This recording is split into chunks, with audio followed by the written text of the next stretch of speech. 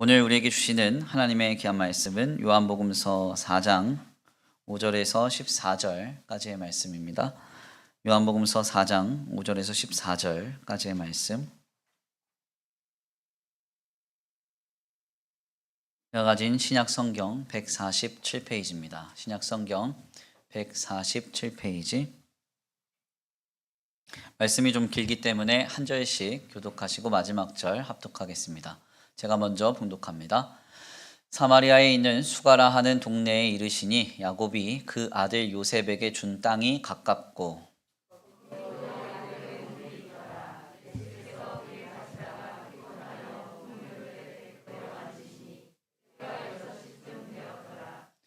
사마리아 여자 한 사람이 물을 기르러 왔음에 예수께서 물을 좀 달라 하시니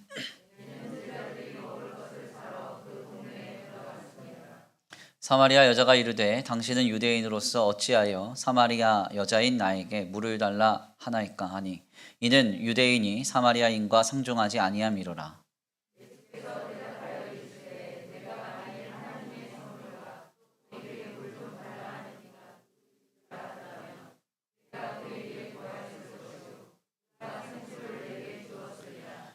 여자가 이르되 주여 물 기를 그릇도 없고 이 우물은 깊은데 어디서 당신이 그 생수를 얻겠사옵나이까.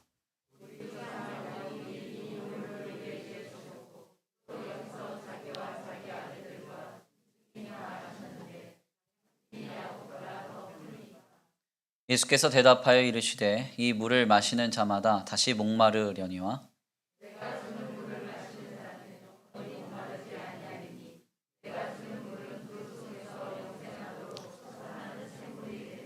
아멘. 14절 다시 한번 함께 봉독합니다. 시작. 내가 주는 물을 마시는 자는 영원히 목마르지 아니하리니 내가 주는 물은 그 속에서 영생하도록 솟아나는 샘물이 되리라. 아멘. 할렐루야. 할렐루야. 아멘. 오늘도 하나님의 예비하신 귀한 은혜가 있는 줄 믿습니다. 귀한 시간 하나님의 은혜로 새롭게 되시고 하나님의 귀한 말씀 가운데 힘을 얻고 변화받는 귀한 시간 되실 간절히 축원합니다. 우리 함께 다 같이 믿음으로 선포하겠습니다. 다 잘 되고 있습니다. 하나님이 하십니다. 시작. 다 잘 되고 있습니다. 하나님이 하십니다. 아멘. 다시 한번 믿음으로 선포합니다. 다 잘 되고 있습니다. 예수님 때문에 됩니다. 시작. 다 잘 되고 있습니다. 예수님 때문에 됩니다. 아멘. 오늘도 우리에게 풍성한 하나님의 은혜와 사랑으로 더하실 주님을 기대합니다. 오늘은 귀한 시간 귀한 말씀을 통하여서 영원히 목마르지 아니하리라, 영원히 목마르지 아니하리라 라는 제목으로 하나님의 귀한 말씀을 함께 나누고자 합니다. 1517년에 마르틴 루터에 의해서 종교개혁이 시작이 되어서 수많은 종교개혁자들은 그들이 바르고 건전한 신앙의 교의를 함의하는 교리들을 만들어내기 시작했습니다. 특별히 진리인 기독신앙의 교의적 틀을 가장 명확하고 또 아주 분명하게 정리함으로써 신앙의 정수를 잘 정립하여 16세기에서 17세기경에 새로운 믿음의 기틀이 바르게 또 굳건하게 세워질 것이라고 예상이 되었습니다. 그런데 실상 이러한 우리의 기대와는 달리 서양 근대 철학사를 좀 연구를 해보면요, 종교개혁 이후, 그러니까 17세기부터 유럽 사회는 신앙을 빠르게 이탈했음을 확인할 수가 있는데요. 이는 소위 철학적으로 종교 종말의 시대가 열렸다, 종교 종말의 시대가 열렸다라고까지도 표현하기도 합니다. 종교개혁을 지나 17세기에 이르러 서구 유럽 사회는 소위 크레도 에르고 숨, 그러니까 나는 믿는다, 그러므로 존재한다라는 말처럼 믿음으로 사는 것이 삶임을 인식하던 시대에서 코기토 에르고 숨, 이것은 이제 데카르트의 말인데 근대 철학의 아버지인 데카르트의 말처럼 나는 생각한다, 고로 존재한다 라는 그 의미를 담고 있는 스스로 생각하여 삶을 개척하는 시대가 열려지게 된 것입니다. 물론 무작정 믿고 무작정 따르는 것보다는 질문하고 진리에 대하여서 고민하면서 시대에 대하여 저항하는 것이 매우 중요한 종교개혁, 그러니까 프로테스탄티즘의 정신이기도 한데요.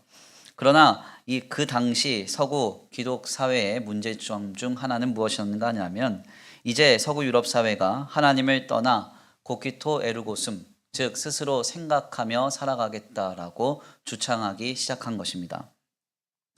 즉 이는 하나님 없이 살아가겠다라고 했던 선악과, 즉 죄의 현장과 같았습니다. 원죄의 시작인 선악과가 과연 무엇을 의미하는 것일까요? 선악과라고 하는 나무의 과실의 열매를 먹느냐, 먹지 않느냐가 중요한 문제였기 때문에 이것을 사건화하여 우리에게 진리의 말씀으로 주님 전하시는 것일까요? 그렇지 않습니다. 이것은 단순한 문제가 아니라 하나님과 인간 사이의 관계를 우리에게 전하고 있는 것이죠. 선악과를 먹기 전에 인간은 선과 악을 스스로 분별할 능력이 없었으므로 어떠한 인생의 상황과 조건, 형편을 만날 때 늘 하나님께 무엇이 옳은가, 무엇이 악한가를 물으며 주님을 의지하며 살아갔었습니다. 그러나 선악과를 먹은 뒤에 인간은 어떻게 변합니까? 하나님 없이 스스로 생각하여 선과 악을 분별하며 살기로 작정합니다. 그래서 하나님이 선악과를 먹은 아담을 찾으셨어도 그는 그의 몸을 하나님께 드러내지 않죠. 왜냐하면 스스로 판단하기에 자기가 벌거벗었으므로 이 몸 상태로 주님 앞에 나아가는 것이 합당하지 않다고 여겼기 때문입니다. 결국 이것이 담는 신앙적인 함의는 한 가지입니다. 선악과는 인간이 하나님 없이 살겠다고 하는 하나님으로부터의 독립선언이었고, 즉 이것이 바로 원죄, 죄의 원형이 되었던 것입니다. 이는 인류의 역사의 현장 속에서 수도 없이 반복되던 인간의 죄의 모습이었어요. 늘 죄에 빠진 인간은 하나님을 떠나 스스로의 지혜와 스스로의 능력과 스스로의 판단을 힘입어서 삶을 개척하며 살아가려고 했습니다. 그때마다 주님은 그에게 은혜를 베푸시거나 혹은 책벌을 하시거나 더 나아가 긍휼을 베풀어 주셔서 너는 하나님 없이는 완전케 될 수 없는 존재야. 즉 우리는 하나님이 절대적으로 필요한 죄인임을 알게 하셨습니다. 이것이 반복되는 현장이 바로 인류가 걸어왔던 여정이었죠. 그러니까 우리는 하여간 순간순간 틈만 나면 하나님 없이 스스로 생각하며 살아가려고 합니다. 스스로 판단하고 그것이 진리인 양 붙들고 삶을 스스로 개척하려고 하죠. 그러나 우리 하나님은 그때마다 뭐라고 말씀하세요? 너는 나 없으면 안 돼. 네, 너는 내가 필요해. 너는 죄인이야. 이것을 깨닫게 하시는 것이 오늘 우리의 인생이라는 것입니다. 심각한 문제는 종교개혁 직후에 들어온 17세기의 계몽주의의 흐름은 소위 산업혁명이라고 하는 변형의 흐름을 만나서 하나님으로부터의 이탈을 부추겼다는 점입니다. 결국 서구 유럽 사회는 빠르게 대릴리전이라고 그래요. 그래서 탈기독교화를 17세기에서 18세기경에 이루고 100여 년의 시간이 지나서는 18세기에서 19세기에 이르러 안티릴리전, 그러니까 반기독교화를 이루게 됩니다. 이는 결국 20에서 21세기에 이르러서는 non-religion, 즉 무신론화, 무종교화를 이루게 되는 것이죠. 결국 21세기에 이르러 하나님을 떠나 스스로 생각하며 판단하며 살겠다고 선언한 인간들은 이제 하나님이 없다 하는 시대의 포문을 열었고 신은 없다라고 주창하면서 삶을 영위하기 시작한 것입니다. 이러한 역사적인 흐름 속에서 너무나 안타까운 점은 17세기 이후에 서구 유럽 사회가 탈기독교 그리고 반기독교 무종교화의 과정을 겪어오면서 서구 유럽 사회는 급속도로 발전했다는 거예요. 계몽주의로부터 이어진 산업혁명의 흐름은 엄청난 산업과 문명의 발전을 이룩했습니다. 결국 기술과 과학 등은 급속도로 발전하여서 지금 인류는 이전에 없었던, 이전의 역사의 현장에서 결코 발견할 수 없었던 번영과 풍요 그리고 안위함을 누리고 있어요. 쾌락과 소유를 누리는 시대에 접어들게 된 것이죠. 하나님을 떠난 인간이 오히려 급속도로 발전하자 인간은 매우 빠르게 하나님을 떠나고 있습니다. 그래서 오늘날 우리가 서구 유럽 사회를 방문해 보면 예배당을 들어가 보면 예배당이 텅텅 비어 있습니다. 관광객들과 지나쳐 온 몇몇의 사람들 외에는 그 예배당에 자리를 잡고 앉아있는 사람은 아무도 없어요. 사회적으로 서구 유럽 사회는 기독교가 타 종교에 비하여서 역차별을 받고 있고요. 여기서 더 나아가 수많은 매체와 문화 콘텐츠에서 기독교는 우스꽝스러운 모습으로 회자되는 그런 지경에 이르고 있습니다.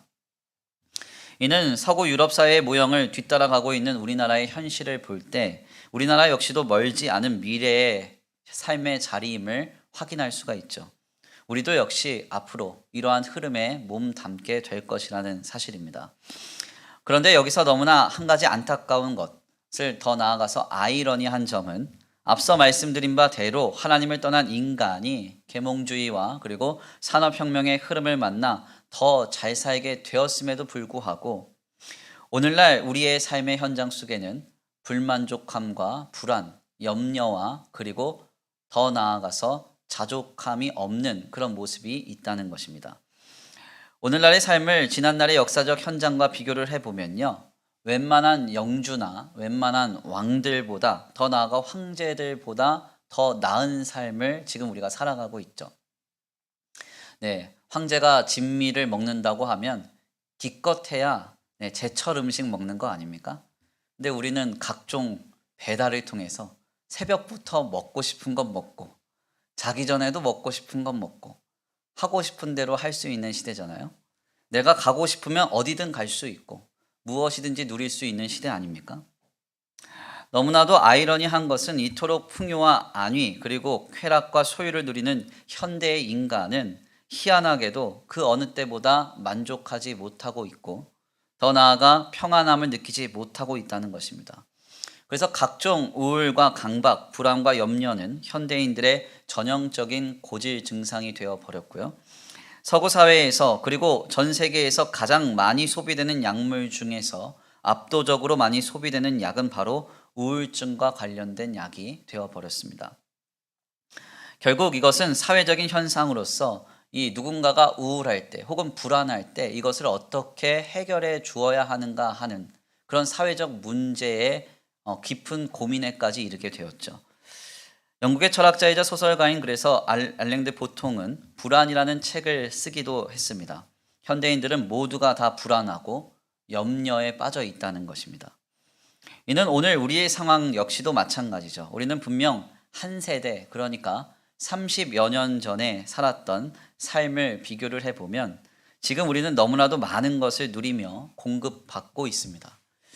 이것은 인정하시든지 인정하시지 않든지 객관적인 기준이 그러해요. 저는 가끔 제가 초등학교 5, 6학년 때쯤으로 기억을 하는데 IMF 금모으기 영상을 한 번씩 보거든요. 보면 되게 마음이 좀 뜨거워집니다. 그래, 우리도 할 수 있어. 코로나 이겨낼 수 있어. 이런 이제 좀 힘을 얻는데 이 IMF 금모으기 영상을 좀 보면요. 유튜브에 있는데 거기서 인터뷰하시는 분들 중에서 한 30대 중반 정도 되시는 분들이 인터뷰를 하는 걸 보면 지금으로 치면 한 50대 중반 정도로 되어 보여요. 예. 그러니까 삶이 고단하고 어려우시니까 이제 폭삭 아주 이러시면 안 되는데 폭삭 이렇게 얼굴이 많이 상하신 거죠. 그러니까 사실 오늘날의 우리의 세대를 보면은 우리가 이토록 잘 살게 되었고 예전보다는 편안한 삶을 영위하고 있다는 것입니다. 그래서 사실 요즘은 70 되셔도 청춘이에요. 네, 아멘입니까? 그래서 우리 하장로님이 한 번씩 농담하시는 게 있거든요. 양로원 가서 70 먹었다고 하면은 심부름해야 된다고. 네, 70도 청춘이에요, 요즘은. 제가 언젠가 한번 그 신문 기사를 보니까 한 어르신이 이제 나는 진짜 은퇴해서 좀 편안히 살아야 되겠다 하는 그런 내용을 이제 언급한 기사가 하나 있었어요. 조선일보 기사였는데 그 기사를 보니까 그분 연세가 92세예요. 예, 맥도날드 알바를 하시다가 이제는 쉬어야 되겠다라고 마음 먹으신 게 92세입니다. 국민일보의 요 근래 이제 칼럼으로 자꾸 언급되는 한 교수님이 있는데 김영석 교수님이에요. 연세대학교의 명예교수이신데 이분이 한국 나이로 102세입니다. 예, 근데 얼마나 또렷또렷하게 인터뷰하시는지 몰라요. 매우 분명하게. 그러니까 70도 청춘이에요. 여기 계신 분들은 다 청춘이네요. 네. 그러니까 이전에 우리의 삶의 자리와 오늘의 삶의 자리를 비교하면 확실히 우리는 많은 것을 누리고 많은 것을 또한 얻고 많은 것을 가지며 살아가고 있다는 것이죠. 오죽하면 우리 교회의 개척 멤버이신 모 권사님이 그런 이야기를 하는 것을 들었습니다. 우리 교회의 교육부 학생들을 둔 성도님들에게 하시는 말씀이에요. 진짜 감사해야 돼. 진짜 감사해야 돼. 내가 우리 교회에서 아이들 키울 때에 비하면 교회가 너무 아이들한테 신경을 많이 쓴다는 거예요. 잘해주고 할 수 있는 거 공급도 많이 해주고. 그래서 정말 좋은 교회고 좋은 시대야 뭐 이런 얘기를 하시는 걸 들었거든요. 물론 현재 아이들을 교육부에 두신 부모님들은 마음에 드시지 않을 거예요. 왜냐하면 더 좋은 교회가 많기 때문에. 그러나 실상이 그렇다는 거죠. 사회적인 환경도 신앙적인 환경도 한 세대 전, 그러니까 30여 년 전과 비교할 때 비교할 수 없을 만큼 좋아졌습니다. 그런데 참으로 안타까운 점은 우리는 지금 이 자리에서 만족하지 못하고 있다는 거예요. 이는 저희 집안에 나타나는 현상에도 역시 마찬가지입니다. 저는 어린 시절에요, 장난감 하나 제대로 제 마음대로 구매했던 기억이 없어요. 왜냐하면 저희 아버지가 엄청 무서우셨거든요. 그래서 아버지가 계신 집은 항상 조명이 전설의 고향 조명이었고, 집안에는 이제 한기가 이렇게 약간 돌고, 아버지 장난감 사주세요 이 말을 한 적이 한 번도 없어요. 어린 시절에. 그만큼 아버지가 무서웠거든요. 근데 또 어린 시절은 그렇게 다 어려웠고요. 장난감이 그렇게 비쌌습니다. 그래서 살 수도 없었고요. 그래서 저는 장난감 하나 제대로 구매하지 못하고 그렇게 살았는데, 지금 저희 아이들을 보면 넘쳐요. 뭐 박스가 되도록 막 넘쳐요. 할아버지가 사주죠. 할머니가 사주죠. 엄마가 사주죠. 아빠가 사주죠. 또 지나가는 큰아빠가 사주죠. 와, 그러니까 너무 많은 거예요. 근데 중요한 것은 뭐냐면 이 아이들이 만족을 몰라요. 늘 불만족해요. 늘 불만족. 그래서 가끔씩은 너무 화딱지가 납니다. 그래서 한 번씩 그런 생각해요. 와, 얘네들 다 데리고 미얀마에서 한 2달만 살다 올까? 이런 얘기, 가끔씩 이런 생각이 좀 들거든요. 무슨 말인가 하냐면 우리는 지금 문명과 혜택을 누리는 이토록 풍성하고 번영한 세대 속에서 우리는 지금 너무나 불만족하고 우울하며 염려와 불안이 많다는 이야기입니다. 대체 이것이 어찌된 일일까요? 제가 소위 젊은 세대들이 말하는 젊은 꼰대라서 이것을 잘 이해하지 못하는 걸까요? 그렇지 않다고 생각해요. 저는 앞으로 우리의 시대가 아무리 좋아져도, 아무리 번영하고 아무리 많은 것을 누릴 수 있는 시대가 와도 우리는 여전히 불만족할 것이고, 우리는 여전히 불안할 것이고, 우리는 여전히 우울할 것이라고 생각합니다. 염려와 불안, 우울에서 우리는 본질적으로 완전한 해방을 누릴 수 없어요. 왜 이런 일이 생겨나는 것입니까? 저는 이 모든 일의 원인이 앞서 말씀드린 17세기의 계몽주의 흐름에서부터 비롯된다고 생각합니다. 고키토 에르고숨, 즉 하나님으로부터 독립하여서 스스로 생각하며 살겠다고 한 그때부터 인류는 하나님을 떠난 죄로 인하여서 풍요 속에서도 빈곤을 경험하고 있습니다. 번성함 속에서도 여전히 불안하며 부족하다고 느끼는 인생을 우리 모두가 영위하고 있다는 거예요. 이는 오늘 본문 말씀에 등장하는 한 여인에게도 역시 동일하게 나타납니다. 본문은 예수 그리스도께서 섬기시기 위하여 갈릴리로 가는 길의 여정인 사마리아 성의 수가라는 도시에서 벌어진 일을 전합니다. 예수님은 제자들이 잠시 먹을 것을 사러 자리를 비운 사이에 수가라는 마을에 우물에 가셔서 한 여인을 만나시고 그 여인에게 물을 달라고 청하시는데요. 오늘 본문 말씀 7절입니다. 우리 함께 다 같이 봉독해 올려드립니다. 오늘 본문 말씀 7절입니다. 함께 봉독합니다. 시작.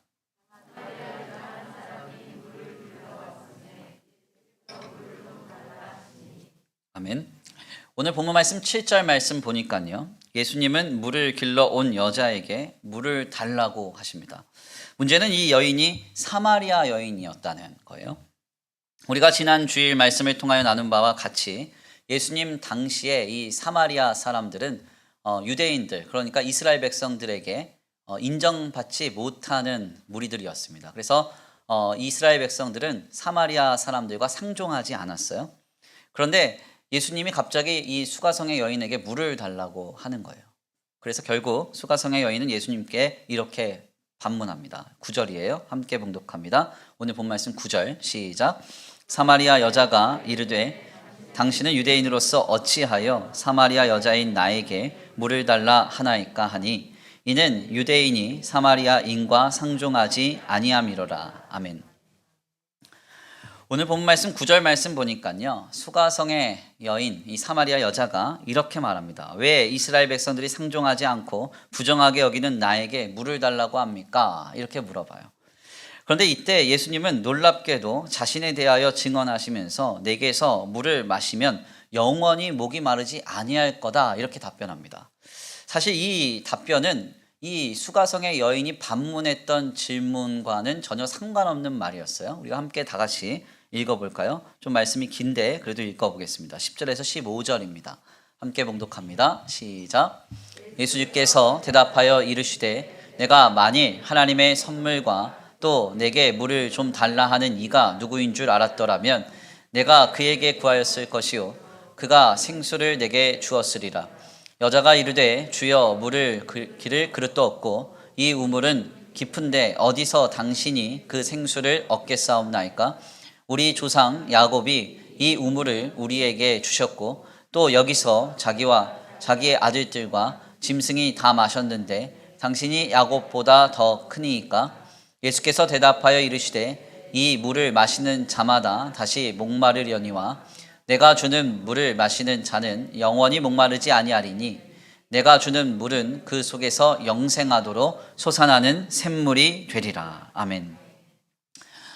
실상 오늘 본문 말씀에서 증언이 되는 예수님과 사마리아 여인과의 이 대담을 좀 잘 들여다보면 여러모로 이해가 잘 되지 않습니다. 한번 잘 정리를 해보세요. 예수님은 사마리아 여인에게 물을 달라 했고요. 사마리아 여인은 예수님께 왜 유대인이 사마리아 사람과 상종하느냐를 물었습니다. 그러니까 그때 예수님은 이 질문에 답변하지 않고 예수님은 내가 누군 줄 알면 오히려 내가 나에게 물을 달라고 할 것이다 라고 그렇게 답변해요. 더 놀라운 점은 이 대화가 모두 마친 뒤에 말씀을 아무리 잘 들여다보아도 주님이 물 마시는 장면이 나타나지 않습니다. 그러니까 무슨 이야기인가 하냐면 주님이 진정 목이 마르셔서 이 사마리아 여인에게 물을 달라 하심이 아니었음을 추론할 수 있다는 거예요. 그럼 왜 주님은 사마리아 여인에게 유대인들이 말도 걸지 않고 상종하지 않는 이 여인에게 주님이 물을 달라고 하셨을까요? 그리고 왜 이 여인에게 질문하는 내용에 정확한 답변을 하시지 않고 영원히 목마르지 않는 물을 마시라고 말씀하시는 것일까요? 그 이유는 간단합니다. 우리 예수님은 하나님의 아들이시기 때문에 이 여인의 어떤 상태를 알고 계셨다는 거죠. 그리고 이 여인이 그 상태를 가지고 물을 길러 오실 줄 알았다는 거예요.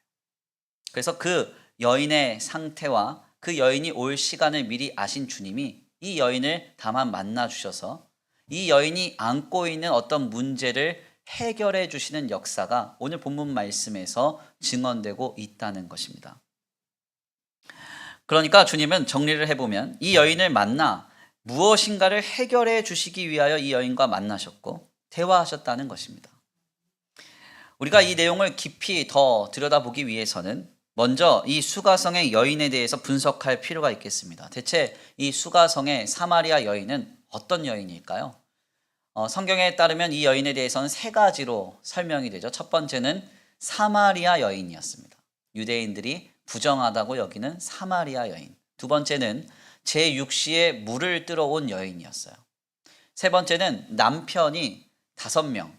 그런데 지금 지내는 남자가 있어요. 근데 그 남자도 남편이 아니에요. 그러니까 적어도 남편 같은 남자가 6명 정도 이렇게 지나쳐간 여인이었습니다. 사실 이 사마리아 여인이라는 것과 제6시에 물을 뜨러온 여인이었다는 것, 그리고 더 나아가서 남편이 5명 이상인 여인이라는 것은 아주 깊은 밀접한 관련이 있죠.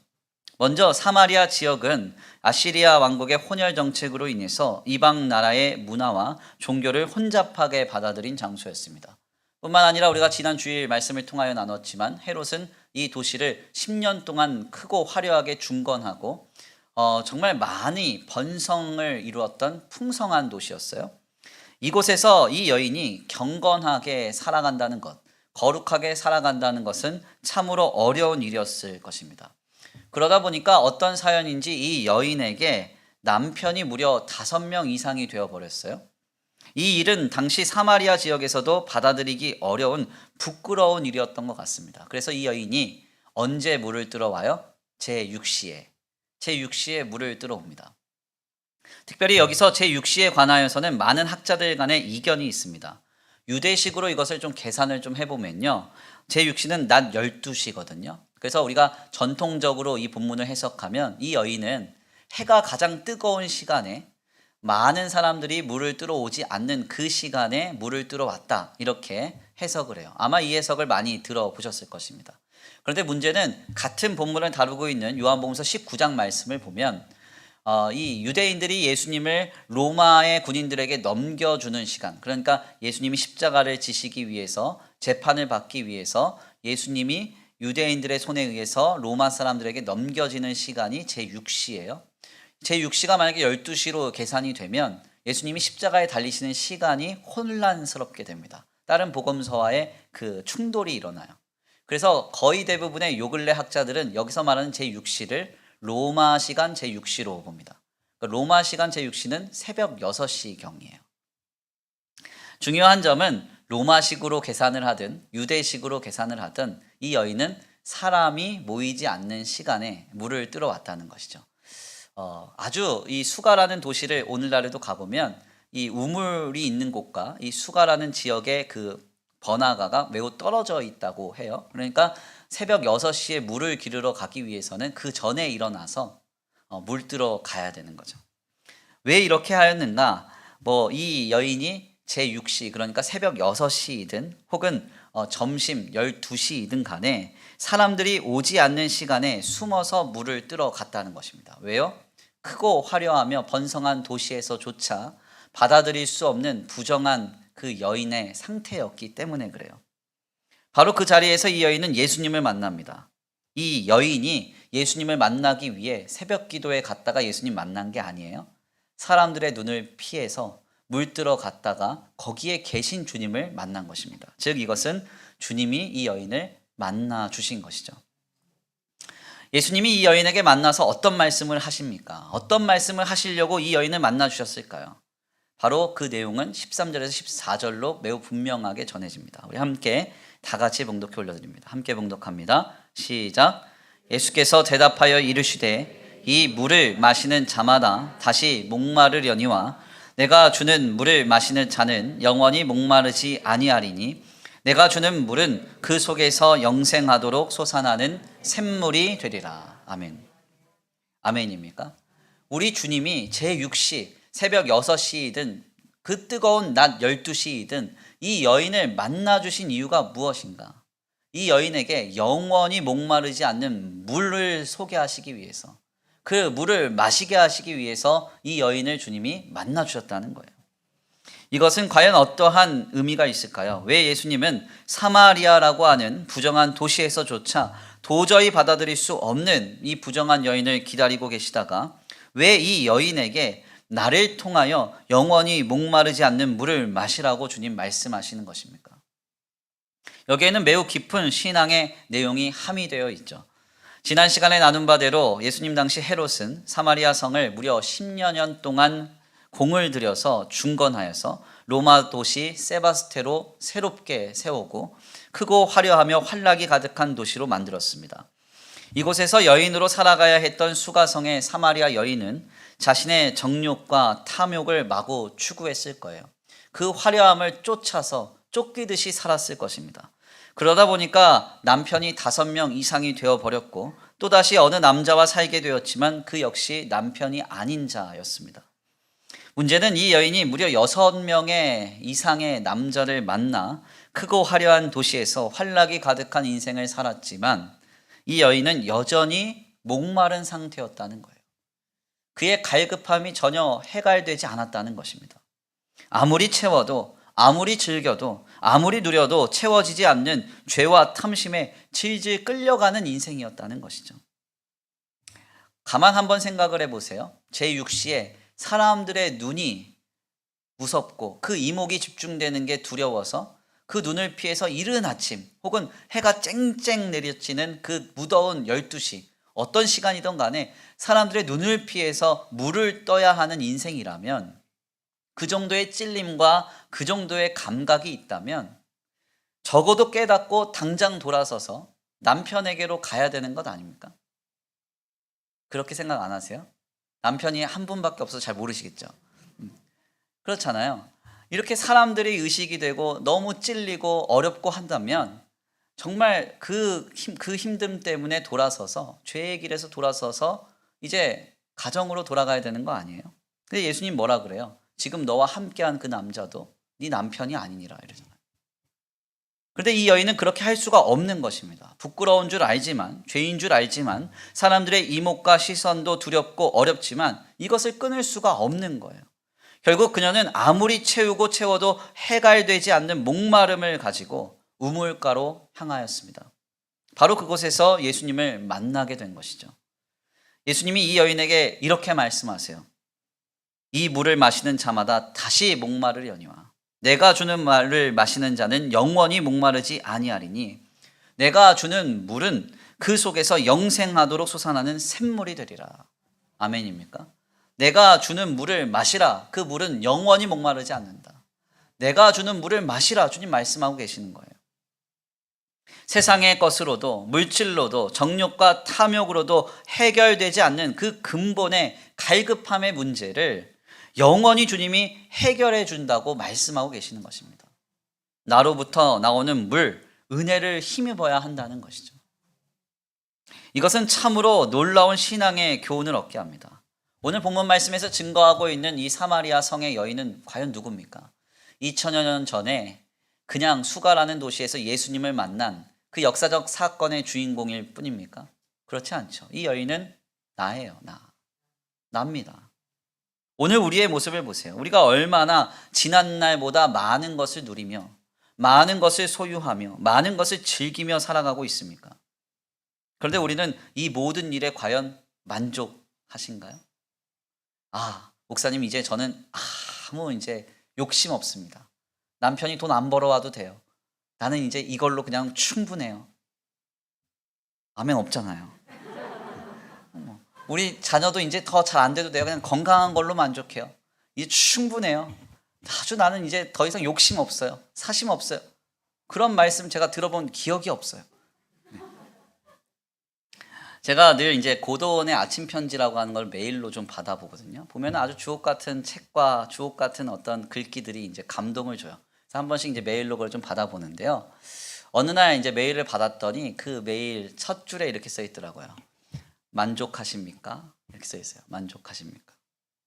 제가 이 한 줄을 읽었는데 이 한 줄에 멍하니 정신을 잃고 깊은 사색에 들어갔습니다.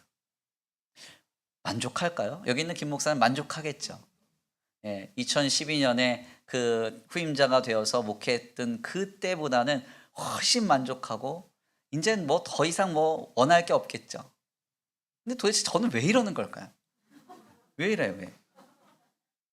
이전의 삶에 비하면 훨씬 더 많은 것을 누리고 많은 것을 공급받고 많은 것을 이뤘어요. 그런데 우리는 지금 너무나 불만족하고 있고 감사하지 못하고 늘 쫓기듯이 불안해하며 염려하며 살아가고 있습니다. 이것이 오늘 우리의 모습이라는 거죠. 사마리아 여인의 모습이 아니라 우리의 모습이에요. 일전에 온누리교회의 간사이기도 했던 미국의 얼바인에 사시는 김태영 씨의 글이 수많은 사람들에게 이슈가 되었던 적이 있습니다. 그 내용이 좀 긴데요. 제가 조금 축약하여서 간단하게 설명을 좀 드릴게요. 한번 읽어드리겠습니다. 이런 내용이에요. 한국에 와보니 웬만한 동네는 모두 고층 아파트화가 되었다. 가정집뿐 아니라 심지어 공중 화장실에도 미국에서는 부자들만 쓰는 비데가 설치되어 있었고 주차 티켓을 뽑는 그런 무식한 행동은 하지 않고 우아하게 자동 인식으로 주차장에 들어간다. 모든 대중교통은 카드 하나로 해결이 되고 집에 앉아서 롯데리아 버거를 시켜 먹고 어느 집에 가도 요즘은 비밀번호 하나, 카드 하나로 모든 문을 열고 들어간다. 열쇠, 주차 티켓, 화장실 휴지 등등은 이미 구시대의 물건이 되었다. 미국에서 나름 부자 동네에 살아온 나도 집마다 구석구석에 박혀있는 럭셔리함과 고급스러운 제품들에 놀라고 부러워하며 마치 예전 일제 제품을 보는 듯한 신기함에 빠지고 내 삶은 마치 20에서 30여 년 전에 과거에 살다 온 느낌이 든다. 집마다 수십 개의 스포츠 채널을 포함 끝없는 채널이 나오고 가는 곳마다 심지어 버스 정류장에 서서 자동으로 초고속 와이파이가 잡힌다. 역마다 정류장마다 몇 분 후에 내가 기다리는 차가 오는지 정보도 뜨니 옛날처럼 도로를 응시하며 버스를 놓칠까 염려하는 모습은 사라진 지 오래다. 그런데 아이러니한 것은 만나는 사람마다 한국에 사는 것이 얼마나 힘든지를 토로한다. 전셋값이 얼마나 비싼지, 정치는 얼마나 헛짓을 하는지, 아이들 교육시키기는 얼마나 힘든지, 만나는 사람들마다 자신들이 지옥에 살고 있다고 아우성이다. 돈이 없다고 하면서 땅이나 주식 투자 안 하는 친구들이 거의 없고, 고급차 한 대 안 가지고 있는 사람이 거의 없고, 아이들 스포츠나 과외 안 시키는 사람이 드물다. 같은 가격이면 우리 집보다 방은 2배가 많고 연 이자도 2%대인 모기지를 가진 이곳에서 전세라는 훌륭한 시스템을 통해 매달 이자를 안 내고 살 수도 있는 이곳 사람들이 오늘도 월세로 모기지로 매달 3천에서 4천 불을 벌이며 사는 사람들보다 행복하지 않은 이유는 무엇일까? 연봉이 나보다 2배 적은 사람이 나보다 더 좋은 차를 몰고 더 비싼 것을 먹고 더 편리하며 더 고급진 제품이 가득한 삶을 살면서도 만족스럽지 않은 진짜 이유는 무엇일까? 의료보험은 10배 싸고 같은 치료비도 10배 싸게 느껴지는 이곳에서 같은 10불짜리 밥을 먹어도 세금 팁이 없어서 늘 25% 할인받는 느낌인 이곳에서 대부분의 사람들이 느끼는 삶은 지옥이라고 느끼고 있다는 것이 참 신기하다. 미국 생활이 길어져서 감을 잃어버린 것일까? 살아보지 않은 외국인으로서의 오해인가? 좋은 차를 몰고 편하고 고급스러운 집에 살면서도 가난과 위기를 노래하게 된 내 조국. 이들에게 하나님이 주시는 진짜 안식과 평안이 필요함을 느낀다. 네, 굉장히 중요한 인사이트를 담고 있죠. 당시 김태형 씨의 글은요, 많은 사람들에게 회자되어서 수만 명이 읽었고 여기에 답변을 했습니다. 결국 한 신문사는 이분의 글을 그림으로 그려서 새롭게 실기도 했어요. 미국에서 얼바인이라고 하면은 우리에게 잘 알려진 오렌지 카운티라고 하는 부자촌이 모여있는 동네입니다. 그런 지역에서 꽤 실력 있는 엔지니어로 근무하는 김태형 씨조차 부러워하는 삶이 오늘 우리가 살아가고 있는 대한민국 사회의 현장인데요. 너무나 아이러니하게도 우리 주변에는 지금 너무나 갈급해하는 사람이 많다는 거죠. 불안해하는 사람이 많다는 거예요. 불만족한 사람들이 너무 많다는 것입니다. 과연 무엇이 문제일까요? 소유가 문제일까요? 형편이 문제일까요? 상황 때문에 그럴까요? 이것이 다 해결되고 나면 우리는 자유하고 평안하며 모든 것으로 만족함만 고백하게 될까요? 그렇지 않다는 거예요. 우리에게는 지금 하나님이 필요합니다. 하나님이 필요해요. 13절에서 14절 말씀입니다. 예수께서 대답하여 이르시되 이 물을 마시는 자마다 다시 목마르려니와 내가 주는 물을 마시는 자는 영원히 목마르지 아니하리니 내가 주는 물은 그 속에서 영생하도록 솟아나는 샘물이 되리라. 내가 주는 물을 마시는 자는 영원히 목마르지 아니한다. 영원히 목마르지 아니한다. 아멘입니까? 수가성에서 야곱의 우물은 마치 유전과 같이 많은 사람들에게 생명을 공급하는 생명수와 같았습니다. 너무나 귀하고 값진 물이었어요. 그러나 주님은 말씀하시죠. 아무리 그것으로 내 목마름을 채우려고 해도 너는 다시 목마를 것이다. 또다시 목마를 것이다.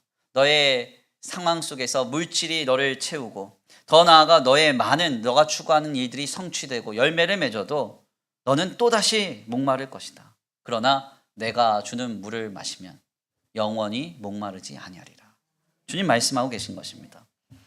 하나님을 떠나 스스로 생각하며 살아가겠다고 선언한 인간은 아무리 그의 삶의 풍요와 번성으로 자신을 채우고 채워도 갈급함을 해결할 수 없습니다. 만족할 수 없습니다. 오직 누구로만 만족할 수 있습니까? 하나님 한 분으로만, 예수님으로만 우리는 만족할 수 있다는 거예요. 우리는 바로 그 주님을 만나야 합니다. 그 주님이 우리에게 오셔서 영원히 목마르지 않는 물로 우리를 해결하시는 은혜를 경험해야 한다는 거예요. 그런데 여기서 중요한 점은 본문을 자세하게 연구해 보면요, 주님이 이러한 우리의 상태를 이미 다 알고 계신다는 겁니다. 그리고 더 나아가 이런 우리에게 찾아오시는 주님이시라는 거예요.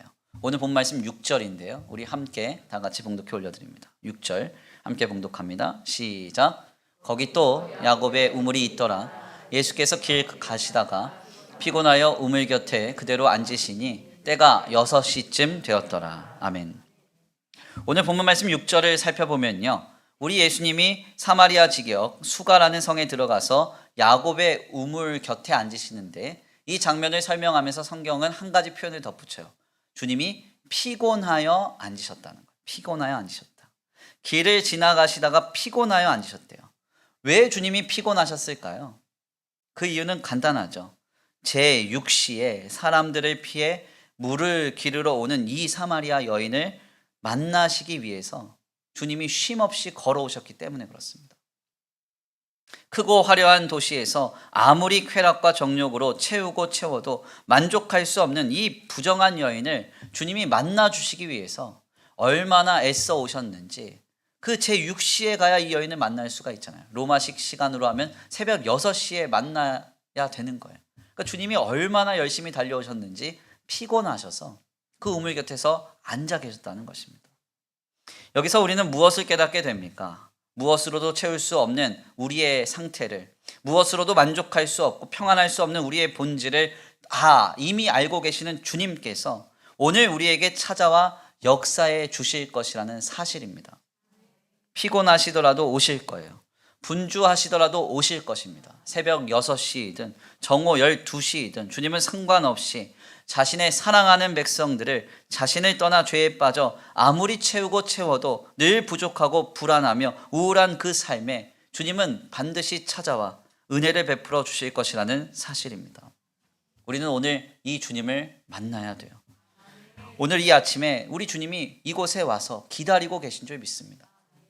너 안에 해결되지 않는 목마름이 있느냐? 불안함이 있느냐? 불만족함이 있느냐? 어려움이 있느냐? 내가 영원히 목마르지 않게 하리라. 주님 말씀하고 계신 줄 믿습니다. 그 주님을 만나는 거룩한 예배가 되기를 간절히 축원합니다. 귀한 말씀의 결론을 맺겠습니다. 하나님을 떠나 스스로 생각하며 살겠다고 죄 가운데 향하였던 인간의 삶은 아무리 큰 번영과 풍요를 누린다 할지라도 오히려 그 속에서 더욱 풍요 속의 빈곤과 번영 속의 불안을 가중시키는 삶을 살아가게 되었습니다. 이는 오늘 본문 말씀에 나타나는 수가성의 여인 역시도 마찬가지입니다. 그녀는 크고 화려한 도시 사마리아 성에서 남편만 6명 이상을 둔 여인이었지만 아무리 채우고 채워도 해갈되지 않는 목마름에 빠져 있는 상태였습니다. 이 여인의 모습은 오늘 우리와 같습니다. 우리는 이전의 세대들보다 훨씬 더 좋은 환경과 조건 속에서 살아가고 있지만 여전히 부족함을 느낍니다. 만족하며 감사하기보다는 불안해하며 염려할 때가 많습니다. 어찌 이런 결과가 있습니까? 그것은 우리의 존재 자체가 하나님 없이는 만족하며 평안할 수 없는 죄인이기 때문에 그렇습니다. 그래서 오늘 우리에게는 하나님이 필요합니다. 아멘입니까? 돈이 필요한 것이 아니라 하나님이 필요해요. 문제 해결이 필요한 것이 아니라 하나님이 필요합니다. 번영과 풍요가 필요한 것이 아니라 우리 예수님이 필요하다는 거예요. 그 예수님만이 우리의 목마름을 해결하실 수 있습니다. 지금 이 주일 아침에 우리 예수님께서 이미 이곳에 앉아 우리를 기다리고 계신 줄 믿습니다. 유대 땅으로부터 해결되지 않는 목마름의 문제를 지닌 이 여인에게 긍휼을 베푸시기 위하여 피곤하도록 다름질하여 오신 주님이 오늘 우리를 기다리고 계신 줄 믿습니다. 그 주님을 만나 영원히 목마르지 않는 은혜를 누릴 수 있는 저와 우리 성도들과 주의 몸된 교회가 되기를 간절히 축원합니다. 우리 이 시간 귀한 말씀 붙들고 함께 기도 올려드리겠습니다. 다 같이 찬양으로 결단하시겠는데요. 찬양의 가사를 생각하시면서 함께 고백하겠습니다. 내가 주는 물을 마시는 자는 영원히 목마르지 아니하리. 내가 주는 물은 그 속에서 영생하도록 샘솟아나는 샘물이 되리라. 아멘입니까? 주님 우리에게 말씀하십니다. 내가 주는 물을 마시라. 영원히 목마르지 아니하리라. 내가 주는 물을 마시라. 영원히 목마르지 아니하리라. 주님 말씀하고 계신 줄 믿습니다. 영원히 목마르지 않는 은혜의 역사를 누릴 수 있는 우리 모두가 되기를 간절히 축원합니다. 우리 다 같이 이 시간 귀한 말씀 붙들고 기도하겠습니다. 내 갈급함, 내 갈급함 어느 것으로 채울 수 없네. 내 갈급함 상한 나의 심령에 내 갈급함 부르짖는 소리 들으소서. 내 갈급함 주의 음성 들리네. 다시 한번 고백합니다. 내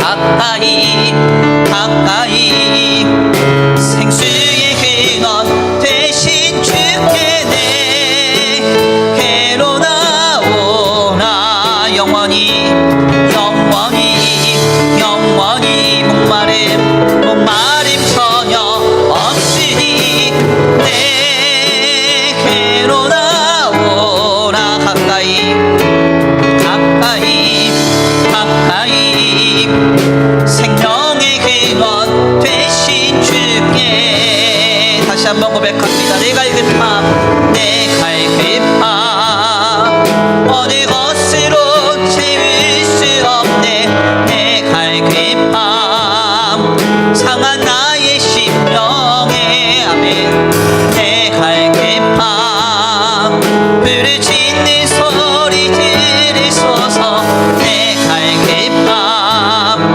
주의 음성 들리네 아멘 내게 나오라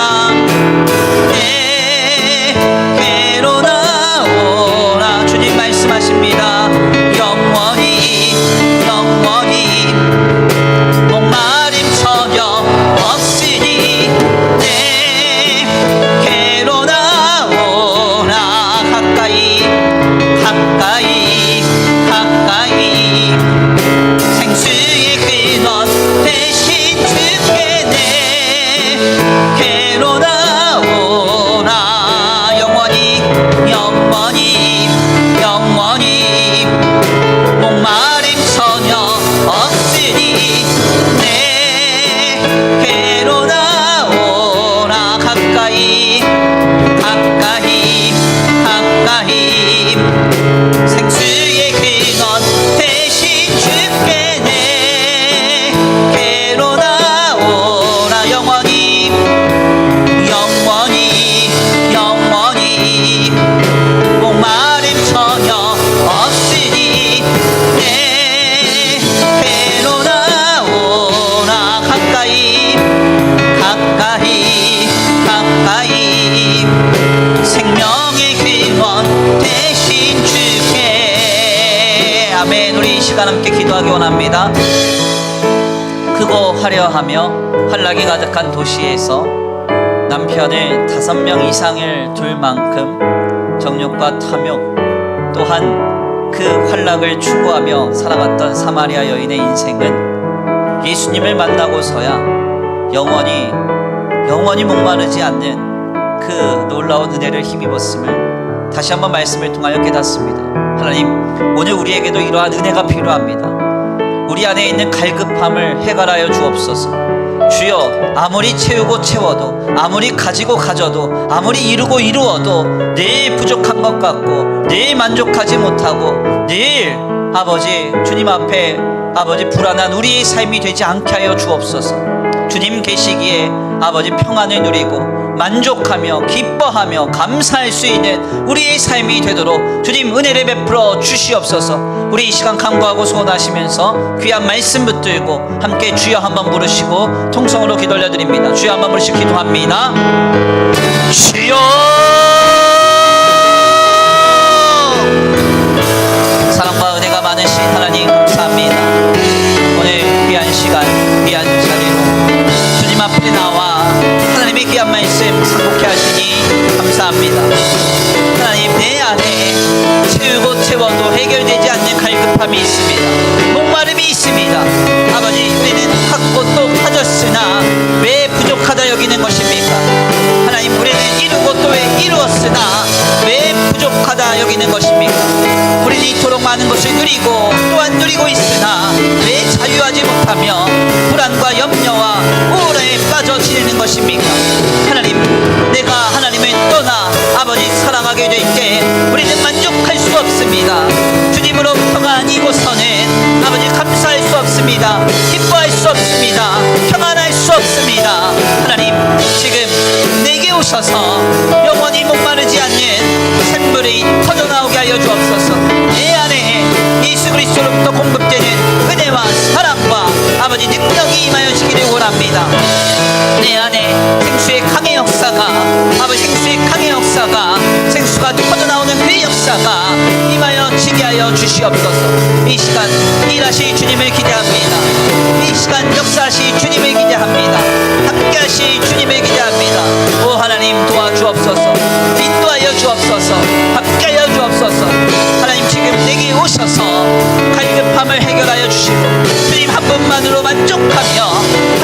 안에서 베풀어주신 은혜와 사랑을 발견하고 그 안에서 감사하며 기뻐하며 평안을 누리며 지낼 수 있는 우리 믿음이 될 수 있도록 주님 역사하여 주옵소서.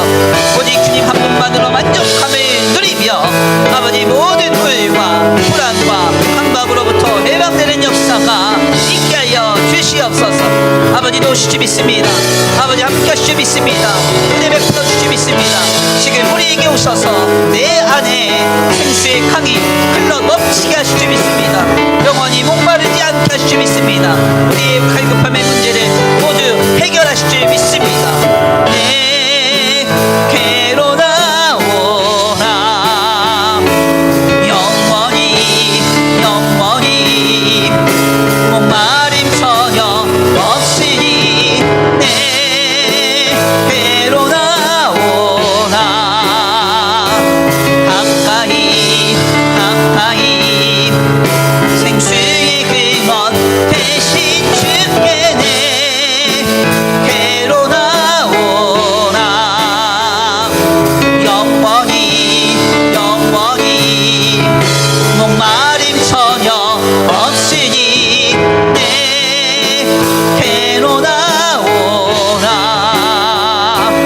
가까이 가까이 생수의 근원 대신 주께 내게로 나오라.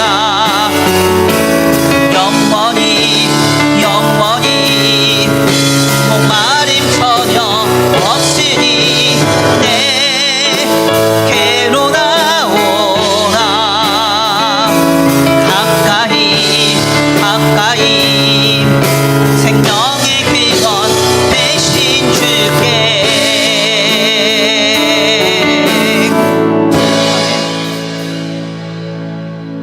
하나님 감사합니다. 오늘 귀한 시간 귀한 자리로 주님 앞에 나와 하나님의 귀한 말씀 상고케 하시니 감사합니다.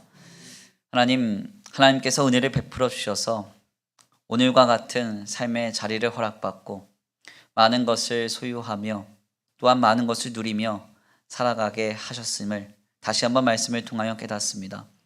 하나님, 이토록 많은 것을 허락하여 주셨음에도 불구하고 주님의 은혜로 말미암아 오늘의 삶을 허락받았음에도 불구하고 왜 우리는 여전히 불만족하고 여전히 우울하며 불안하고 염려에 빠져 지내는 것입니까? 하나님을 떠나 인간이 스스로 삶을 영위할 때에는 결코 하나님 평안할 수 없으며 만족할 수 없으며 감사할 수 없음을 이 시간 말씀을 통하여 깨닫습니다. 세상의 것들로 채우고 채워도 물질적인 가치와 세속적인 가치로 아무리 많은 것들을 아버지 소유한다 할지라도 우리는 여전히 부족하며 연약함을 주님 앞에 고백합니다. 하나님, 이러한 상태에서 해방받을 수 있도록 주여 생수의 강의 역사를 내 안에서 시작하여 주시옵시고 영원히 목마르지 않는 그 물을 주님께로 받아 마심으로 인하여서 아버지, 이제는 모든 갈급함과 모든 목마름에서부터 해갈되는 역사가 있게 되도록 주님 붙들어 주시옵소서. 그래서 우리의 인생의 삶을 영위하면서 아버지 늘 부족하다 여기고 늘 불만족하며 아버지 불평하며 살아가기보다는 하나님이 베풀어 주신 은혜와 사랑을 늘 발견함으로 감사하고 만족하며 평안을 누리는 우리의 삶이 될 수 있도록 주님 붙들어 주시옵소서. 오늘 귀한 주님 앞에 나와 예배하는 거룩한 발걸음과 각 처소 위에 복의 복을 더하여 주시옵시고 주님의 풍성하신 은혜와 사랑으로 덧입혀 주셔서 하나님 어디에 있든지 우리 성도들을 눈과 같이 지켜 보호하여 주시옵시고 주님께서 아버지 함께 하시며 주님께서 돌보아 주심으로 한 주간의 삶의 형편 속에서도 주님 주시는 은혜로 말미암아 아름답게 살아갈 수 있는 거룩한 한 주간의 삶이 되게 하여 주시옵소서. 오늘 귀한 아버지 예배 가운데 예물 드린 손길 위에 복의 복을 더하여 주시옵시고 이 예물이 쓰여지는 곳곳마다 영혼과 생명이 살아나게 하시며 하나님의 나라와 주님의 복음을 위하여 가장 먼저 쓰임받는 거룩한 예물 되게 하여 주시옵소서. 주님 앞에 봉헌하는 손길 위에 복의 복을 더하시고 세상과 사람에게 영향받지 아니하며 아버지 이 고단한 시기 가운데 하나님께서 복을 주셔서 아버지 이삭이 흉년 속에서 100배의 결실을 얻었던 놀라운 그 복이 우리 귀한 성도들의 가정과 생업 위에 내려지게 하여 주옵소서. 도우실 줄 믿고 감사함을 올려드리오며 사랑과 은혜가 많으신 우리 구주 예수 그리스도의 이름으로 감사하며 기도 올려드립니다. 아멘. 이제는 우리 주 예수 그리스도의 은혜와 성부 하나님의 극진하신 사랑하심과 성령 하나님의 내주 교통하심이 오늘 귀한 말씀 가운데 깨닫고 예수 그리스도로부터 나오는 영원히 목마르지 않는 생수를 힘입어 살아가기로 결단하며 또한 소원하는 모든 성도들 머리 위에 이제로부터 영원토록 함께 있을지어다. 아멘.